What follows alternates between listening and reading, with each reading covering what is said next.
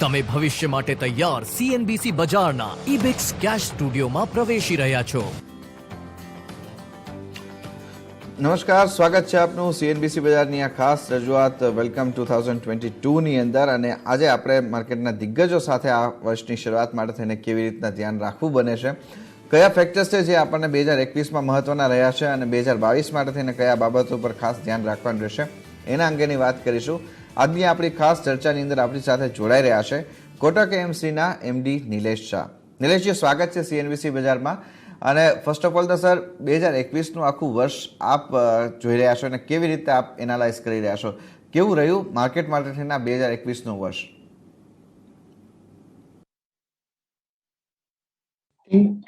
વિક્રમભાઈ, 2021નું વર્ષ જોઈએ તો એ પેન્ડેમિક ઇમ્પેક્ટેડ વર્ષ હતું. વર્ષની શરૂઆતમાં એફપીઆઈનું બાઇંગ જોરદાર હતું. પછી એપ્રિલ ને મે માં સેકન્ડ વેવ આવી અને લોકોને સારી એવી હાડમારીમાં મૂક્યા. અને એના પછી સરકારે, આરબીઆઈએ વિવિધ યોજના દ્વારા, પગલા દ્વારા ઇકોનોમી અને માર્કેટને સ્ટેબિલાઇઝ કરી. અને ત્યાંથી લઈને માર્કેટ લગભગ એક ધારું વધતું રહ્યું અને છેલ્લે ઓક્ટોબર નવેમ્બર પછી થોડું કરેક્શન આપ્યું. સો ઓવરઓલ 2021નું વર્ષ જોઈએ તો માર્કેટમાં એ સારું લાભકારક રહ્યું છે. લોકોએ પૈસા બનાવ્યા છે અને હાડમારી વચ્ચે બી ભારતીય ઇકોનોમી આગળ વધી છે. રાઈટ સર, જો ઇકોનોમિક ફ્રન્ટ ઉપર આપણે વાત કરીએ તો 2021નું વર્ષ સારું એવું સુધારા તરફી રહ્યું છે. શું લાગે છે કે આ સ્થિતિ જે છે તે આપણને 2022માં પણ આગળ વધતી દેખાશે? 2022ના શરૂઆતમાં માર્કેટ આશાભરી નજરથી જોઈ રહ્યું છે. જેમ તમે બતાવ્યું, 2020-21ના કપરા સમયમાં કોર્પોરેટોએ કોસ્ટ કટ કરી, ઇન્ટરેસ્ટ રેટ ઓછું કર્યું, ડેટ બર્ડન ઓછું કર્યું, પ્રોડક્ટિવિટી વધારી અને પ્રોફિટેબિલિટી ઇમ્પ્રૂવ કરી. 2008થી 2020 સુધી કોર્પોરેટ પ્રોફિટેબિલિટી નીચે આવી રહી હતી અને 2020 પછી એ ટર્ન અરાઉન્ડ થઈ અને આગળ વધી છે. હવે અહીંથી ઓપરેટિંગ લિવરેજ કામમાં આવવું જોઈએ. હજી બી કેપેસિટી યુટિલાઇઝેશન ઘણી ઇન્ડસ્ટ્રીમાં 60-70-80% આસપાસ છે. જેમ જેમ કેપેસિટી યુટિલાઇઝેશન વધશે એમ ઓપરેટિંગ લિવરેજ આવશે અને પ્રોફિટ અને માર્જિન બંને વધી શકશે. 2022માં એમ પણ લાગે છે કે ભારતની એક્સપોર્ટ્સ માર્કેટ સારી રહેશે. ચાઇના +1ને કારણે ઘણા બધા દેશો ચાઇનાની આઉટસાઇડ માલ ખરીદવા તૈયાર છે અને ઘણી ઇન્ડસ્ટ્રીમાં પીએલઆઈ સ્કીમ દ્વારા આપણને ગ્લોબલ સપ્લાય ચેઇન મેનેજમેન્ટમાં પાર્ટિસિપેટ કરવાનો મોકો મળી રહ્યો છે. સો માર્કેટ 2022 માટે economy as well as share price બંને માટે આશાભરી નજરથી જોઈ રહ્યું છે. સર, એક સાથે આ મુદ્દાની આગળ એક બીજો આમાં મુદ્દો આવી રહ્યો છે કે મેન્યુફેક્ચરિંગ સેક્ટર અને પર્ટિક્યુલરલી જે પ્રમાણે ઓટો સેક્ટરમાં આપણે ગ્રોથ જોયો છે, એને આપ આગામી વર્ષમાં એટલે કે 2022માં કેવી રીતે જોઈ રહ્યા છો? સો ભારત એક બહુ મોટો વિશાળ દેશ છે, એટલે એની અંદર અમુક ઇન્ડસ્ટ્રી ક્યારેક સારું કરે ને અમુક ઇન્ડસ્ટ્રી ક્યારેક સારું નહીં કરે. મેટલ ઇન્ડસ્ટ્રી કોમોડિટી ઇન્ડસ્ટ્રી છે. જેમ જેમ મેટલના ભાવ ઉપર જાય એમ એમને ફાયદો થાય અને નીચે આવે તો તકલીફ પડે. ઓટોમોબાઈલ ઇન્ડસ્ટ્રી મેટલ્સને કન્ઝ્યુમ કરે છે, પણ અત્યારે એમને ચિપ શોર્ટેજને કારણે એટલું પ્રોડક્શન નથી થઈ રહ્યું જેટલું થવું જોઈએ. ઓટોમોબાઈલ ક્ષેત્રમાં બીજો પણ એક ટ્રેન્ડ જોવા મળી રહ્યો છે, પ્રીમિયમાઇઝેશનનો. આપણે પેન્ડેમિક કરતા વધારે એસયુવી વેચીએ છીએ, પણ પેન્ડેમિકના લેવલ કરતા ઓછી એન્ટ્રી લેવલ બાઇક વેચીએ છીએ. એટલે ઓટોમોબાઈલ ક્ષેત્ર અત્યારે એક કહેવાય કે કઠિન પરિસ્થિતિમાંથી પસાર થઈ રહ્યું છે. રો મટીરિયલ્સના ભાવ વધ્યા છે, ચિપની શોર્ટેજને કારણે વોલ્યુમ નથી અને ડિમાન્ડ સાઇડ ઉપર પ્રીમિયમ વસ્તુઓ વેચાઈ રહી છે, પણ એન્ટ્રી લેવલ વસ્તુમાં તકલીફ પડી રહી છે. આ બધી ચીજોને જો ભેગી કરીએ તો ભારતનું જે મેન્યુફેક્ચરિંગ સેક્ટર છે એ હવે અહીંથી આગળ વધશે એવું લાગે છે. ગ્લોબલ સપ્લાય ચેન મેનેજમેન્ટમાં પાર્ટિસિપેટ કરશે, એક્સપોર્ટ્સ માર્કેટમાં પાર્ટિસિપેટ કરશે, અને જેમ જેમ ડોમેસ્ટિક ઇકોનોમી ઇમ્પ્રૂવ થશે તેમ ડોમેસ્ટિક ઇકોનોમીમાં બી એ પાર્ટિસિપેટ કરશે. સો ઓવરઓલ મેન્યુફેક્ચરિંગ ક્ષેત્રનું ભવિષ્ય સારું લાગે છે. ઓકે, તો સર આ બાબતની સાથે આપણું એક સૌથી મોટું પાસું એ મેડ ઇન ઇન્ડિયાનું છે, અને એક્સપોર્ટ માર્કેટનો ગ્રોથ જે આપણે સારો એવો મજબૂત રીતના આગળ વધતો પણ જોઈ રહ્યા છે. આ ફ્રન્ટને આપ કેવી રીતના રીડ કરો છો? ડેફિનેટલી આજે પીએલઆઈ સ્કીમ દ્વારા લગભગ 13 સેક્ટરમાં સરકાર પ્રોત્સાહન આપી રહ્યું છે. Electricals, electronics, textiles, automobile, auto component, API અને બલ્ક ટ્રક્સ, મોબાઈલ ફોન્સ જેવા વિવિધ સેક્ટરમાં સરકાર પ્રોત્સાહન આપી રહી છે, અને દરેક ક્ષેત્રમાં લગભગ આપણને પોઝિટિવિટી જોવા મળી રહી છે. સરકારે એક એર કન્ડિશન ક્ષેત્રની વાત કરીએ તો આજથી લગભગ 10 વર્ષ પહેલા 70 થી 80% એર કન્ડિશનની વેલ્યુ એડેડ આપણે ઇમ્પોર્ટ કરતા હતા.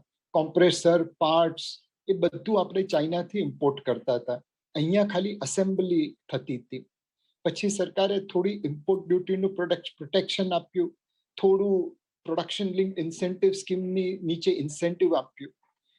આપણે લગભગ જે 30-40 લાખ એર કન્ડિશનર બનાવતા હતા એ આજે લગભગ 1 કરોડની ઉપર પહોંચી ગયા છે, અને 1.5 કરોડની આસપાસ નેક્સ્ટ 2-3 વર્ષમાં પહોંચી જશે.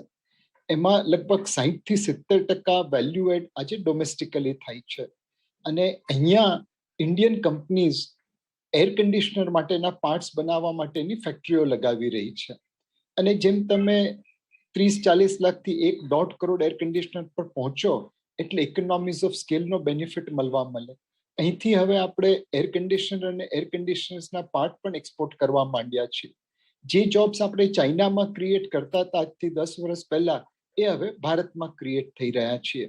સો આ જે એર કન્ડિશનર ઇન્ડસ્ટ્રી આપણને બતાવ્યું છે કે આપણે આપણા ઉદ્યોગપતિઓને જો પ્રોત્સાહન આપીએ અને એમને બહારના ડમ્પિંગ સામે પ્રોટેક્શન આપીએ તો અહીંયા એ લોકો world class global scale industry ચાલુ કરી શકે એમ છે.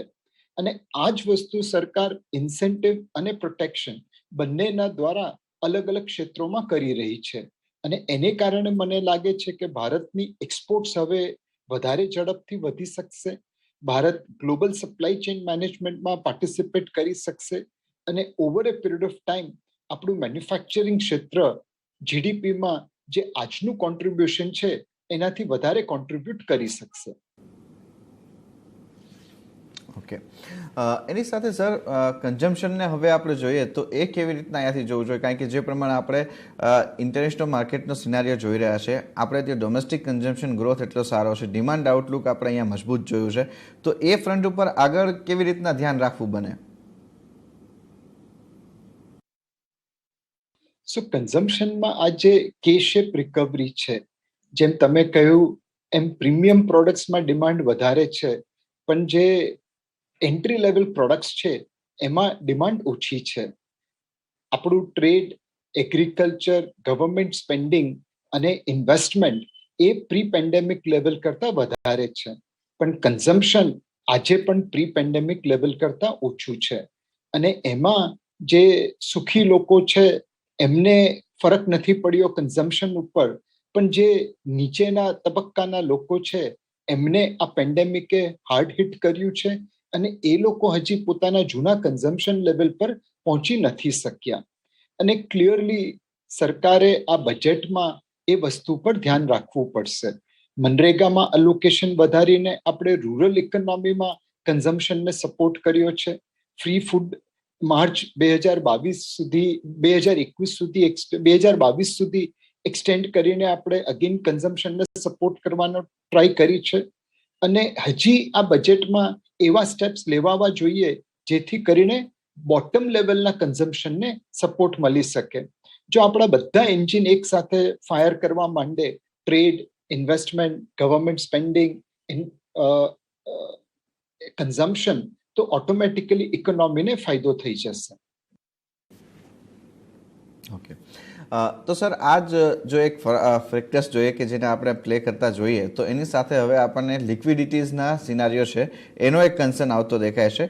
તો સર આ ફંડ ફ્લોઝ જે આપણને domestic as well as international આવી રહ્યા છે અને લિક્વિડિટીઝ અત્યારે આપણી પાસે છે એને સર આપ કેવી રીતના રીડ કરી રહ્યા છો? એ આપણને યથાવત રહેતી દેખાશે? સો આમાં એક નિયર ટર્મ વ્યૂ છે અને એક medium two long term view છે.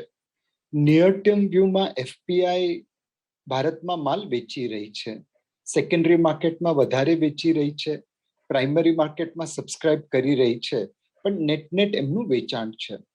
માર્ચ 2020ના બોટમથી તમે ડિસેમ્બર 2021 સુધીનું જુઓ પરફોર્મન્સ, તો ભારતે લગભગ એમએસસીઆઈ ઇમર્જિંગ માર્કેટ ઇન્ડેક્સ કરતા બમણો રિટર્ન આપ્યું છે. ઇન્ડેક્સ લગભગ 40-45% ઉપર છે યુએસ ડોલર ટર્મ્સમાં, આપણે લગભગ 90-95% ઉપર છીએ. જ્યારે તમે ગામ કરતા આટલું સારું પરફોર્મન્સ આપો તો સ્વાભાવિક છે કે લોકો થોડો પ્રોફિટ બુક કરે. આજે દુનિયાના મોટા brokerage houses long China, short India, એ કન્સેપ્ટ, એ થીમ, એ ટ્રેડ પુશ કરી રહ્યા છે અને એને કારણે એફપીઆઈ નું પ્રોફિટ બુકિંગ ચાલુ છે. પણ મારા હિસાબે આ એક નિયર ટર્મ ટ્રેન્ડ છે. આપણી માર્કેટ થોડી કરેક્ટ થશે, એ લોકોની માર્કેટ વધશે અને ગેપ નેરો થઈ જશે. અધરવાઇઝ એ લોકોની માર્કેટ ઉપર ચડશે, આપણે જ્યાં છીએ ત્યાં રહીશું અને ગેપ નેરો થઈ જશે. આઈધર વે શોર્ટ ટર્મમાં એફપીઆઈ ભલે સેલિંગ કરતા હોય, પણ મીડિયમ ટુ લોંગ ટર્મમાં આપણે એમને પાછા ભારતમાં લાવી શકીશું. આજે ઈએસજી એક મહત્વની વસ્તુ થઈ છે. દરેક રોકાણકાર માટે ઈએસજી બહુ જ મહત્વપૂર્ણ છે. હવે બ્રાઝિલ, રશિયા, એ લોકોએ COP26માં બ્રાઝિલ, રશિયા અને ચાઇના ત્રણેય જે આપણા સમકક્ષ કહી શકાય, એ લોકોએ ગ્લાસ્કોમાં COP26માં આઈધર બહિષ્કાર કર્યો અથવા અટેન્ડ કર્યું તો કંઈ બોલ્યા નથી. આપણે એક જ કન્ટ્રી છીએ જેણે 2070 સુધીમાં net carbon credit zero, net carbon emission zero થઈ જશે એની બાંહેધરી આપી છે. આપણે એક જ કન્ટ્રી છીએ જે 2030ના પેરિસ એકોર્ડના ટાર્ગેટ અચીવ કરવા માટે આપણે પ્રયત્નશીલ છીએ અને લગભગ એની પહેલા જ અચીવ થઈ જશે. આ બધી વસ્તુને કારણે ભારતનો ઈએસજી સ્કોર ચાઇના, રશિયા, બ્રાઝિલ જેવા દેશોની સામે ઘણો સારો લાગે છે અને એને કારણે દુનિયાભરના ઈએસજી ઇન્વેસ્ટરો ભારતમાં રોકાણ કરવા આવશે. સો શોર્ટ ટર્મમાં એફપીઆઈ નું સેલિંગ ચાલશે, મીડિયમ ટુ લોંગ ટર્મમાં એ લોકો પાછો અહીંયા રોકાણ કરશે. એની સામે જે ડોમેસ્ટિક ઇન્વેસ્ટર્સ છે, insurance company, mutual fund, retail investors, એ લોકોએ માર્ચ 2020થી જે લેવાનું ચાલુ કર્યું છે તે આજ સુધી ચાલુ રહ્યું છે. એફપીઆઈ નું સેલિંગ બધું ડોમેસ્ટિક ઇન્વેસ્ટર્સો સામે ઉભા રહીને લઈ રહ્યા છે અને મારા હિસાબે લાગે છે કે આ ડોમેસ્ટિક ઇન્વેસ્ટર્સનું રોકાણ માર્કેટમાં ચાલુ રહેશે અને દર વર્ષે વધ્યા કરશે. નવા ડીમેટ એકાઉન્ટ ઓપન થઈ રહ્યા છે. એસઆઈપી 11,000 કરોડની આસપાસ દર મહિને મ્યુચ્યુઅલ ફંડમાં પહોંચી ગઈ છે. રિટેલ ઇન્વેસ્ટરો પણ હવે સ્ટોક માર્કેટમાં રોકાણ કરતા થઈ ગયા છે. સો ઓવરઓલ કદાચ માર્કેટ ભલે 2022માં ઉપર નીચે થયા કરે વેરિયસ ફેક્ટરને કારણે, પણ લિક્વિડિટીને કારણે માર્કેટ વેલ બીટ રહેશે એવું લાગે છે. ભલે સ્ટાર્ટિંગમાં કદાચ એફપીઆઈ નું સેલિંગ ચાલુ રહે, પણ at the end of calendar year 2022 એ લોકો પણ ડોમેસ્ટિક ઇન્વેસ્ટરની જેમ જ બાઇંગ કરતા દેખાશે. ઓકે, તો આ સાથે જ સર એક બ્રેક માટે રોકાઈએ. બ્રેક બાદ જે ડોમેસ્ટિક ફંડ ફ્લોઝ છે એના ઉપરની વાત આગળ કરીશું.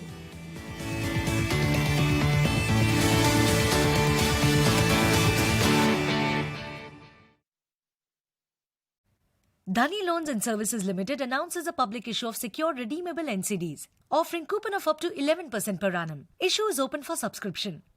To subscribe, call 02261446344. For risk factors and issue-related information, refer to the prospectus available on the websites of SEBI, Stock Exchanges Company and the lead managers.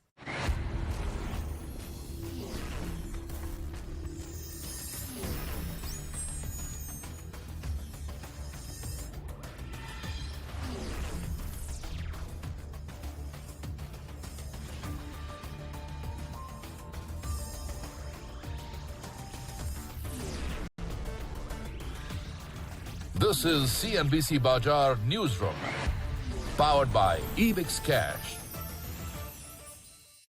A scheme that invests dynamically across various asset classes through ETFs and index funds based on market opportunities.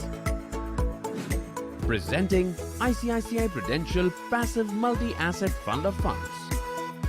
Aim for a simple solution for multiple investment needs. NFO closes January 10th, 2022.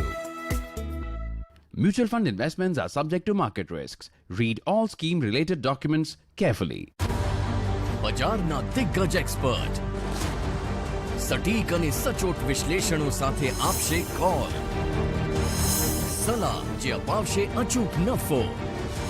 Expert advice, calls on fire, દિવસભર માત્ર CNBC બજાર પર.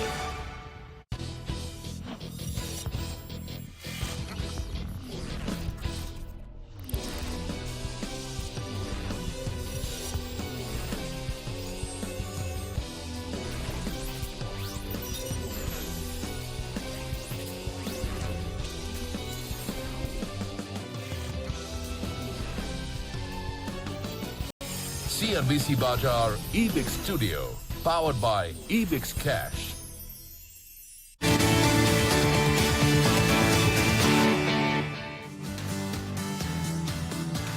Welcome back. આગળ વધીએ આપણી સાથે માર્કેટના Outlook ઉપર અને 2022નું વર્ષ કેવું રહી શકશે એની ચર્ચા માટે આપણી સાથે કોટક AMCના MD જોડાયેલા છે નિલેશ શાહ. નિલેશજી, ફરી એક વખત સ્વાગત છે સર આપનું. અને હવે સમજવા માંગીશું જે ડોમેસ્ટિક ફંડ ફ્લો અને જે નવા રિટેલ પાર્ટિસિપેશન આવી રહ્યા છે જેની તમે વાત કરી, એના માટે થઈને આપ જોઈ રહ્યા છો કે ઓથોરિટીઝ તરફથી કોઈ સ્પેસિફિકલી રાહત આપ મળી શકે? ડેફિનેટલી વિક્રમભાઈ, આજે ભારતમાં લોકો સેવિંગ્સ કરતા તો જાણે જ છે. આપણો savings rate generally 30-35% of GDP રહ્યું છે. પણ જ્યારે સેવિંગ્સનું રોકાણ કરવાનું આવે ત્યારે ભારતીયો એટલા સારા પરફોર્મ નથી કરતા જેટલું કરવું જોઈએ. ભારતીયોનું રોકાણ રિયલ એસ્ટેટ અને ગોલ્ડ જેવી ફિઝિકલ એસેટમાં થાય છે. આપણે 1 ગ્રામ ગોલ્ડનું માઇનિંગ નથી કરતા. જેટલું ગોલ્ડ ભારતમાં વેચાય છે એ બધું ઇમ્પોર્ટેડ હોય છે. એના માટે આપણે ડોલરમાં પેમેન્ટ કરવું પડે છે. 2000 સદીમાં 21 વર્ષમાં ભારતે ઓફિશિયલી $373 બિલિયન ગોલ્ડ ઇમ્પોર્ટ કર્યું છે. $373 બિલિયન. અને ગોલ્ડ સ્મગલિંગ હકીકત છે. લોકો ગોલ્ડની જ્વેલરી પહેરીને ગ્રીન ચેનલમાંથી એરપોર્ટમાં પાસ થઈ જાય છે, એ હકીકત છે. જ્યારે બી કોઈને ત્યાં રેડ પડે ત્યારે કેટલું અનગિનત સોનું મળે છે એ લોકોને દેખાય છે. આ જે ગોલ્ડ આપણે વર્ષે દાડે ઇમ્પોર્ટ કરીએ છીએ $20-30 બિલિયન, એ તમારું એક નકામું રોકાણ છે. પૈસા બહાર જાય છે અને એ ગોલ્ડ અહીંયા લોકોની તિજોરીમાં પડી જાય છે. આ પૈસા આજે એક ફ્રોઝન સેવિંગ છે જે આજે ભારતની ઇકોનોમી માટે કંઈ કામ નથી કરતું. એને ઇકોનોમીમાં લગાડવું બહુ જરૂરી છે. સરકારે ગોલ્ડ બોન્ડ દ્વારા લોકોને ફિઝિકલ સોનાની જગ્યાએ પેપર ગોલ્ડમાં રોકાણ કરવા માટે પ્રોત્સાહિત કરી છે. અને એમાં આપણને દેખાય છે કે વારાફરતી વારો ધીરે ધીરે લોકો રોકાણ કરી રહ્યા છે. પણ આપણે આજે ફિનાન્શિયલ ઇન્સ્ટ્રુમેન્ટ્સ ખરીદવું હોય, બેંક ડિપોઝિટ્સ હોય, મ્યુચ્યુઅલ ફંડ્સ હોય, ઇન્સ્યોરન્સ પ્રોડક્ટ હોય, શેર્સ એન્ડ સિક્યોરિટીઝ હોય, તો એ સોના ખરીદવા જેટલું ઈઝી નથી હોતું.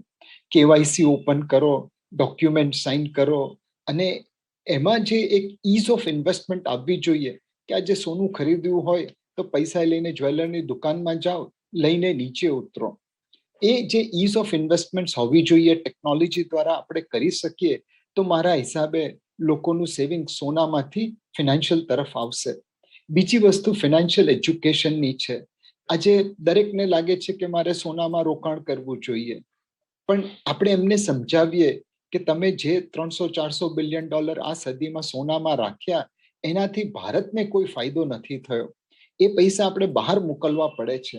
એ $300-400 બિલિયન જો ભારતના બેંકમાં તમે રોક્યા હોતે, મ્યુચ્યુઅલ ફંડમાં રોકાણ કર્યું હોતે, ઇન્સ્યોરન્સ પોલિસીસમાં રોકાણ કર્યું હોતે, તો એ પૈસાથી અમે આપણા ઉદ્યોગપતિઓને ધિરાણ કર્યું હોતે. એ લોકોએ નવી ફેક્ટરી નાખી હોતે, એની પર ટેક્સ મળતે તો નવા સરકાર દ્વારા સ્કૂલ, કોલેજ, હોસ્પિટલ બની હોતે. આજે ભારતની ઇકોનોમી $3 ટ્રિલિયન છે, એની સામે કદાચ $5 ટ્રિલિયન હતે. સો આપણે લોકોને ફિનાન્શિયલ એજ્યુકેશન આપવું બહુ જ જરૂરી છે. અને એટલા માટે સરકારે, રેગ્યુલેટરે અને અમારા જેવા પ્લેયરે અને તમારા જેવા મીડિયા હાઉસીસે સાથે મળીને પ્રયત્ન કરવો પડશે કે લોકો જે સેવિંગ કરે છે એનું સરખી રીતે રોકાણ કરતા શીખે. ઓકે સર, એક બીજું પાસું હવે આપણે માર્કેટના પર્સપેક્ટિવમાં જો ફોકસ માટેનું જોઈએ તો થીમ તરફનું જોઈએ તો એમાં વર્ષ 2022 માટે આપ કયા સેક્ટર્સ ઉપર ધ્યાન રાખવાની એડવાઇસ કરશો? સો અમુક થીમ લોંગ ટર્મ છે, અમુક થીમ કદાચ આવનારા 2-3 વર્ષો માટે છે. પહેલી થીમ છે વિક્રમભાઈ, બિગ બીકમિંગ બિગર. આજે દરેક જગ્યાએ કોન્સોલિડેશન જોવાઈ રહ્યું છે. પહેલા 10 ટેલિકોમ ઓપરેટર હતા, હવે 2.5-3 ટેલિકોમ ઓપરેટર રહ્યા છે. પહેલા ઘણી બધી બેંકો હતી, હવે બેંકો કોન્સોલિડેટ થઈ રહી છે. દરેક ક્ષેત્રમાં લીડિંગ કંપની મહત્તા રાખે છે અને કંટ્રોલ રાખે છે. સો બિગ બીકમિંગ બિગર એ એક લોંગ ટર્મ ટ્રેન્ડ છે. બીજો ટ્રેન્ડ ડિજિટાઇઝેશનનો છે. દરેક કંપની આજે કહે છે કે અમે ડિજિટલ નેટિવ છીએ. તો એ ડિજિટલ સિસ્ટમમાં તમે તમારા પિયર કરતા વધારે ઝડપથી, વધારે સારી રીતે કામ કરો છો કે નહીં? આજે ડિજિટલ ઇકોસિસ્ટમ દ્વારા તમે તમારી માર્કેટ એક્સપાન્ડ કરો છો, તમારા પ્રોડક્ટ અને સર્વિસીસને ઓછા દર ઉપર લોકો સુધી પહોંચાડો છો, તમારી સર્વિસ ક્વોલિટી વધારો છો, એનો કેવી રીતે તમે ફાયદો ઉઠાવો છો અને તમારા પિયર કરતા તમે સારી રીતે કરો છો, એ ડિટરમાઇન કરશે કે તમે ડિજિટલ ઇકોનોમીમાં પાર્ટિસિપેટ કરો છો કે નહીં. આ બંને લોંગર ટર્મ ટ્રેન્ડ છે અને એમાં દરેક કંપનીએ પાર્ટિસિપેટ કરવું પડશે. જે short to medium term trend છે, એક હોમ ઇમ્પ્રુવમેન્ટ, રિયલ એસ્ટેટ અને કન્સ્ટ્રક્શનનો છે. વર્ક ફ્રોમ હોમમાં લોકોને એક મોટા ઘરની જરૂરત છે. Interest rate on housing loan 6.5% આસપાસ છે. તમારે અફોર્ડેબિલિટી અમુક સેગમેન્ટ માટે વધી છે અને રેરાને કારણે કન્ઝ્યુમર અને ડેવલપર ઇન્ટરેસ્ટ અલાઇન થયેલા છે. આ બધું ભેગું કરીએ તો હાઉસિંગની ડિમાન્ડ વધશે, રિયલ એસ્ટેટ અને કન્સ્ટ્રક્શન એક્ટિવિટી વધશે અને હાઉસિંગ રિલેટેડ જે એન્સિલરી ઇન્ડસ્ટ્રીઝ છે, tiles, paints, plywoods, cables, wires, consumer durables, white goods, એ બધાને ફાયદો થશે. રિયલ એસ્ટેટમાં ગવર્નન્સ બહુ મોટો ઇસ્યુ છે, એટલે સિલેક્ટ રિયલ એસ્ટેટ કંપની અને સિલેક્ટ હોમ ઇમ્પ્રુવમેન્ટ કંપની એ આગલા વર્ષમાં માર્કેટને આઉટપરફોર્મ કરશે એવું લાગે છે. બીજી એક જે મીડિયમ ટર્મ ટ્રેન્ડ છે એ કેપિટલ ગુડ્સ અને ઇન્ડસ્ટ્રીયલ્સનો છે. 5 વર્ષથી પ્રાઇવેટ ઇન્વેસ્ટમેન્ટ બેકફૂટ ઉપર હતું, એટલે કેપિટલ ગુડ્સ અને ઇન્ડસ્ટ્રીયલ્સ કંપનીને બહુ કંટ્રોલ કરવો પડ્યો કોસ્ટ ઉપર, સર્વાઈવલ માટે બહુ ફાઇટ મારવી પડી અને આજે એ લોકોની બેલેન્સ શીટ ફાઇટિંગ